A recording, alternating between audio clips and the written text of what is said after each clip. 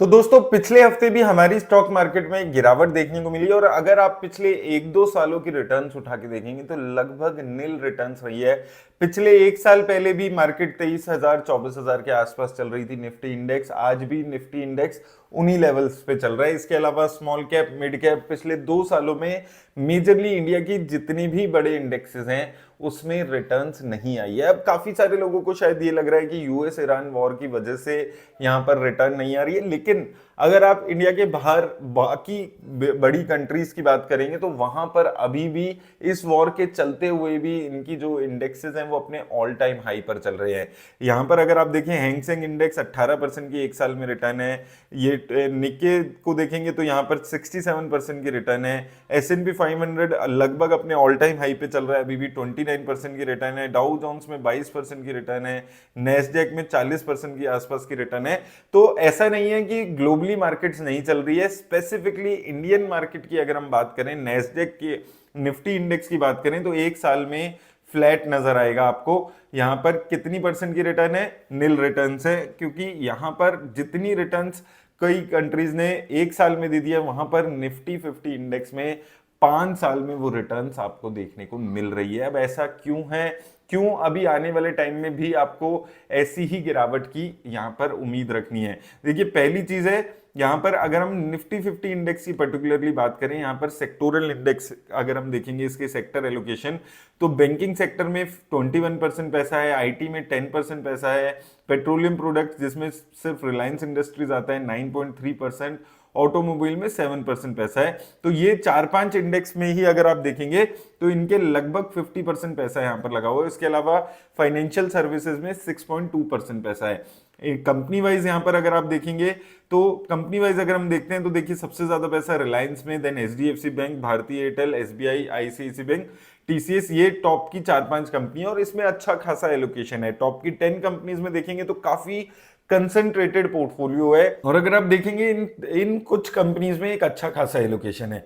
लेकिन अभी दिक्कत सबसे बड़ी क्या आ रही है? देखिए एक तो सबसे बड़ी दिक्कत है कि जितनी भी majorly top 10-15 companies Indian market में निफ्टी 50 इंडेक्स में नजर आएंगी, इन मोस्टली सारी कंपनीज की जो ग्रोथ है वो कम हो चुकी है। रिलायंस इंडस्ट्रीज अभी कल ही नंबर्स आए हैं, नंबर्स अगर आप देखेंगे तो 10% का गिरावट आपको इनके overall year on year growth में देखने को मिली है। 22,000 करोड़ से गिर के इनके प्रॉफिट 20,000 करोड़ के आसपास रह गए हैं।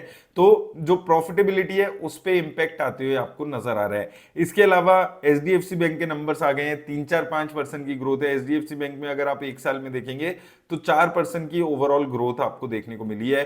प्रॉफिट में 8% की और सेल्स में 7-4% की ग्रोथ है।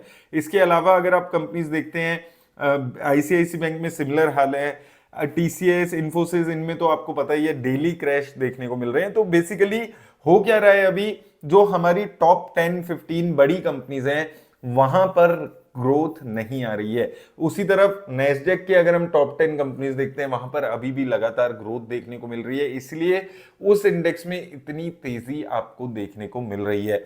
इसके साथ साथ जो ये लार्ज कंपनीज को चलाने के लिए जो सबसे बड़ा फैक्टर काम कर रहा है वो करता है फॉरेन इंस्टीट्यूशंस का पैसा। फॉरेन इंस्टीट्यूशंस अभी एक चीज क्लियर है कि इंडिया में इंटरेस्टेड नहीं है इन्वेस्टमेंट करने के लिए। कभी कम सेलिंग देखने को मिलती है, कभी ज्यादा सेलिंग देखने को मिलती है, कभी बहुत ज्यादा सेलिंग देखने को मिलती है। जैसे कल अगर आप देखेंगे 9,000 करोड़ की सेलिंग फॉरेन इंस्टीट्यूशंस ने इंडियन मार्केट में की। अब ये जो 8-9 हजार करोड़ निकालते हैं ये मेजरली बड़ी कंपनीज में से पैसा अपना निकालकर कहीं और इन्वेस्ट करते हैं। तो इंडियन मार्केट में अभी रिसेंटली अगर आप देखेंगे रिटर्न्स नहीं देखने को मिली। इसका बड़ा रीजन ये नहीं है कि ग्लोबली अभी यूएस ईरान की वॉर चल रही है, क्योंकि उसके बाद भी जो बाकी कंट्रीज हैं वहां पर रिटर्न्स देखने को मिल रही है। लेकिन इंडियन मार्केट में जब पॉजिटिव न्यूज आ रही है वॉर को लेकर तो उतनी तेजी नहीं देखने को मिल रही है जितनी बाकी जगह देखने को मिल रही है। और जब न्यूट्रल चल रही है बातें जैसे अभी चल रही हैं तो मार्केट में गिरावट हमारी देखने को मिल रही है। उसका सबसे बड़ा रीजन यही है कि हमारी जो कंपनीज हैं वहां पर ग्रोथ नहीं आ रही है। कोई इस पे बात करे ना करे, सब ये बोले कि बुल रन आ रहा है, बेयर रन आ रहा है, लेकिन जो असली अंडरलाइंग चीज है वो ये है कि प्रॉफिट और सेल्स की ग्रोथ अगर कंपनीज की नहीं आएगी तो अगर एक बारी मार्केट में तेजी आ भी जाएगी वन टाइम, लेकिन वहां पर ओवर वैल्यूएशंस मार्केट में हो जाएंगे और उसके बाद गिरावट आ जाती है। यही हमने देखा है कि 26,000 जब मार्केट जा रही है वहां से क्रैश देखने को मिला है, क्योंकि वहां पर आपको अपॉर्चुनिटी कम होती हुई नजर आ जाती है, आपको ओवर वैल्यूएशन दिखती है, फॉरेन इंस्टीट्यूशन फिर से भर भर के पैसा निकालते हैं। और इस वक्त हमारी जो स्टॉक मार्केट है वो प्योरली रिटेल की जो पैसा है, रिटेल जो इन्वेस्ट कर रहा है, रिटेल जो म्यूचुअल फंड में पैसा डाल रहा है, उसके बलबूते पे इस वक्त मार्केट चल रही है। इतनी सेलिंग अगर फॉरेन इंस्टीट्यूशंस ने आज से 5 साल पहले की होती तो शायद अभी मार्केट हमारी 17-18 हजार के निफ्टी इंडेक्स चल रही होती। उसका सबसे बड़ा रीजन है, देखिए, एक तो यूएस ईरान वॉर में जो ऑयल के प्राइसेस बढ़े हैं वो भी एक हमारी इकोनॉमी को लॉन्ग टर्म इंपैक्ट देने वाले हैं, जिसपे कोई बात नहीं कर रहा है इस वक्त। लेकिन ये ऑयल का प्राइस $90 तक जितने लंबे टाइम तक चलेगा, देखिए लगभग 2 महीने हो चुके हैं अब धीरे धीरे जब हम महंगा तेल खरीद रहे हैं, और ये इंपैक्ट आज नहीं तो कल हमारे ऊपर आने ही वाला है। कितने लंबे टाइम तक गवर्नमेंट ये लॉसेस झेल सकती है ये बहुत मुश्किल है कहना। 2 महीने ऑलरेडी हो चुके हैं, अगर ये वॉर, ये जो स्ट्रेट ऑफ हॉर्मुज को इन्होंने क्लोजर किया हुआ है और आने वाले 6 महीने में चल जाता है, तो आपको यहां पर बहुत बड़ा इंपैक्ट हमारी इकोनॉमी पे देखने को मिलेगा, और वो इंपैक्ट हमारी जो कंपनीज हैं वहां पर देखने को मिलेगा। और इसलिए मुझे लगता है कि आने वाले टाइम में यहां पर इंडियन मार्केट में अगर ये वॉर खत्म नहीं होता है, ये जो ऑयल के प्राइसेस कूल डाउन नहीं होते, तो हमारी मार्केट में इससे भी बड़े क्रैशेस आपको देखने को मिलेंगे और एक बड़ा नॉर्म हो जाएगा कि आपको गिरावट आ रही है। मुझे यहां पर लगता है निफ्टी 50 इंडेक्स में से ज्यादा रिटर्न्स आपकी बनने वाली है स्मॉल कैप इंडेक्स में, मिड कैप इंडेक्स में, क्योंकि वहां पर बहुत ज्यादा डिपेंडेंसी नहीं है फॉरेन इंस्टीट्यूशंस के पैसों की कि वहां पर वो 1,000 करोड़ 2,000 करोड़ किसी एक कंपनी में इन्वेस्ट करेंगे तो ही वो कंपनी की रिटर्न्स आएगी। ऑलरेडी 2 साल हो चुके हैं जहां स्मॉल कैप ने भी रिटर्न्स नहीं दिए, नेगेटिव रिटर्न्स आपको स्मॉल कैप में देखने को मिली है। लेकिन यहां से अभी स्मॉल कैप का रनअप देखने को मिला है। अभी भी अगर आप देखेंगे 1 महीने में निफ्टी इंडेक्स से ज्यादा स्मॉल कैप ने रिटर्न्स दिया है, स्मॉल कैप में तेजी देखने को मिली है। दूसरा सबसे बड़ा रीजन है कि स्मॉल कैप इंडेक्स किसी 2 4 5 कंपनीज के ऊपर डिपेंडेंट नहीं है। यहां पर Nifty index Reliance, HDFC bank, ICIC bank, TCS, Infosys, इन कंपनीज पे डिपेंडेंट है जहां पर ग्रोथ नहीं आ रही है।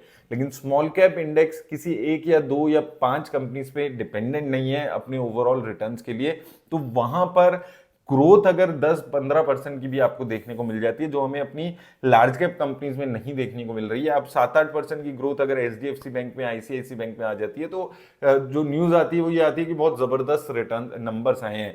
हमारी आईटी कंपनीज में 4% की ग्रोथ आ जाती है, तो आती है कि बहुत शानदार नंबर्स हमारी आईटी कंपनीज ने पेश किए हैं जो हम लार्ज कैप कंपनीज है। तो अगर इतनी कम ग्रोथ से सेटिस्फाइड अगर हम होने लगेंगे तो रिटर्न्स हमारे को नहीं मिलने वाली है।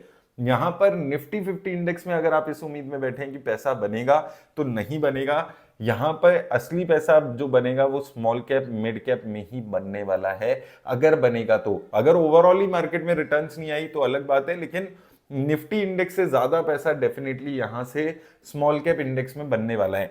यहां पर इकोनॉमी की दिक्कत है, इनसाइड ज्यादा दिक्कत है आउटसाइड से ज्यादा, क्योंकि अगर सारी चीजें सेम चल रही होती और अभी हमारी जो कंपनीज है वो 20-20 25-25% की प्रॉफिट की सेल्स की ग्रोथ दिखा रही होती, तो आपको एक शानदार नंबर्स हमारे रिटर्न्स में दिख रहे होते, हमारी कंपनीज ग्रो कर रही होती, वो सारी चीजें आपको देखने को मिल रही होती। लेकिन अभी वो सब कुछ नहीं हो रहा है।